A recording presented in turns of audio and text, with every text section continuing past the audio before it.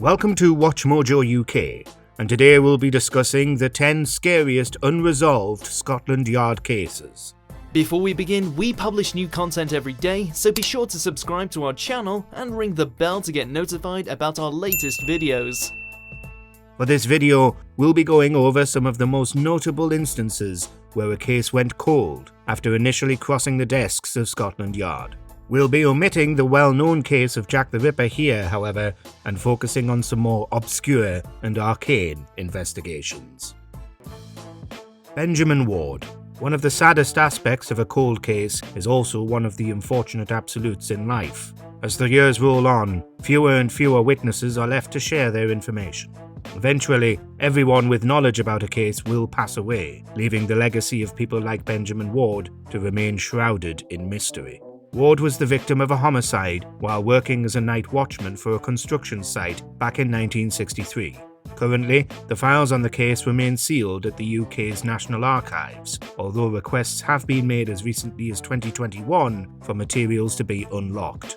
This is despite the fact that whoever perpetrated this apparently random murder has likely either expired themselves or currently lives at an extremely advanced age. Jerzy Stradala. The life and legacy of Jerzy Stradala is complex. On one hand, the man known as George to South Wales locals was, by all accounts, extremely well liked. But then there's the matter of his death, which remains a brutal and tragically unresolved slice of Scotland Yard history. Stradala's murder took place back in 1948, meaning that today's detectives who seek justice for George are essentially hunting ghosts. Chief Inspector Robert Honey Fabian was assigned to the case, but came up with little and was forced to abandon his investigation. What makes this unresolved murder even more troubling was the sheer amount of stab wounds found on Stradala's body when it was found, robbed and dumped in a flower bed. 44. Maxine Arnold and Terry Gooderham. Unfortunately, the police aren't always the heroes when it comes to infamously unresolved criminal cases. The 1989 murders of Maxine Arnold and Terry Gooderham made headlines once again in 2021, when it was suggested that police corruption may have played a factor in the case going unresolved. Specifically, it was alleged that investigating officers from the Metropolitan Police Department may have possessed ties to organised crime. It was further alleged that these ties may have impacted an investigation, specifically how a gangland kidnapping and car chase eventually turned into the brutal shotgun slaying of Arnold and Gooderham only days before Christmas. Kenneth Beagle. The gangland killing of 55-year-old Kenneth Beagle was swift, brutal, and remains mysteriously unresolved. The Essex borough town of Billericay served as Beagle's home, and the place from which he was lured to a hospital car park back in 2000.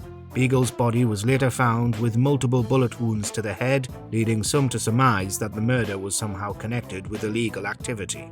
This was due to Beagle's own criminal record, which included charges of drug trafficking and kidnapping.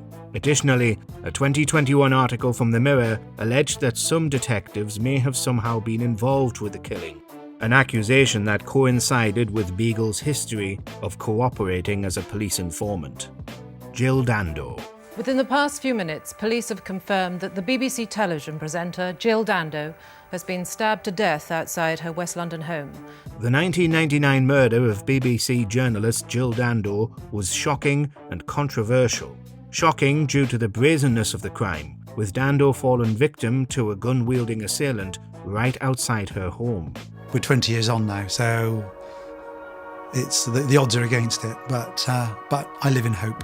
The case was also controversial, thanks not only to the attention paid to it on an international level, but the fact that it remains unsolved.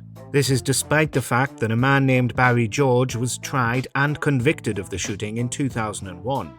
The conviction would later be overturned, with no one else being brought up to replace George after his appeal and acquittal. He always maintained his innocence. The police always believed he was the killer. A myriad of theories and potential suspects have emerged since George's release in 2008, but the real shooter has yet to be brought to justice. The Ring of Bells murder. The murder of Amy Davis in 1945 is referred to as the Ring of Bells murder. This is thanks to Davis' standing as a landlord of the Ring of Bells public house in Coventry. Davis was 68 years old, lived alone at the Ring of Bells, and her body was found in a bathroom on the morning of October 25th. She had been badly beaten and robbed, yet Scotland Yard detectives struggled to nick a suspect. Letters were sent to investigating authorities that claimed to know information, but the trail eventually went cold. The Ring of Bells murder was reopened in 2013 and assigned to Scotland Yard's Cold Case Division, but it still remains open at the time of this recording. Hannah de Turville. Scotland Yard detectives struggled to find a motive for the 1998 murder of 15-year-old Hannah de Turville. Chillingly, more recent evidence points to one possible scenario. De Turville was the victim of a serial killer.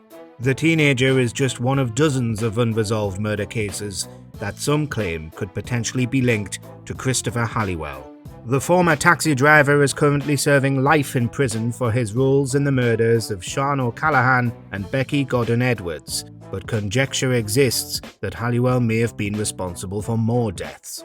This does little, sadly, to bring back de Turville, whose stabbing death was needless, tragic, and shockingly violent. The case of the severed finger.